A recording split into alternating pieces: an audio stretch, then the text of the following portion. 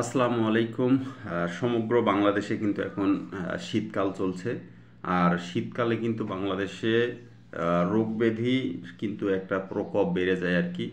শীতকালে মূলত বাংলাদেশে বিভিন্ন ধরনের রোগ ব্যাধি হতে পারে, যেমন বাংলাদেশের সবচেয়ে বড় সমস্যা হলো কাশি হতে পারে। মানে মানুষের সবচেয়ে বেশি বড় একটা সমস্যা হলো কাশি হতে পারে। অ্যাজমার প্রকোপটা বেড়ে যেতে পারে, অ্যাজমার রোগ এবং কাশির সমস্যাটা বেড়ে যেতে পারে। সাময়িকভাবে জ্বর হতে পারে, বাংলাদেশে কিন্তু এখন ডেঙ্গুর প্রভাবটাও রয়েছে। কোল্ড অ্যালার্জি হতে পারে, অনেকের কোল্ড অ্যালার্জি হয়ে থাকে। এই সময় অনেক সময় চুলকানিটা অনেক বেশি বেড়ে যায় এবং বাতাসে ধুলাবালি বেশি থাকায় অনেকে অ্যালার্জি অথবা শ্বাসকষ্টের মতো বড় ধরনের সমস্যার সম্মুখীন হতেও দেখা যায়।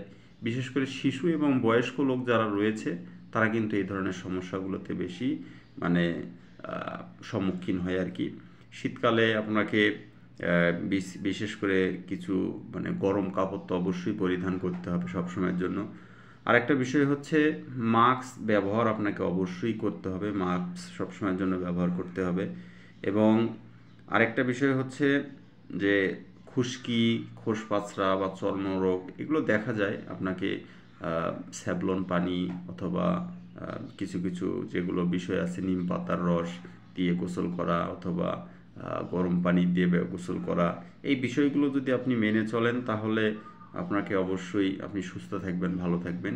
ধন্যবাদ সকলকে।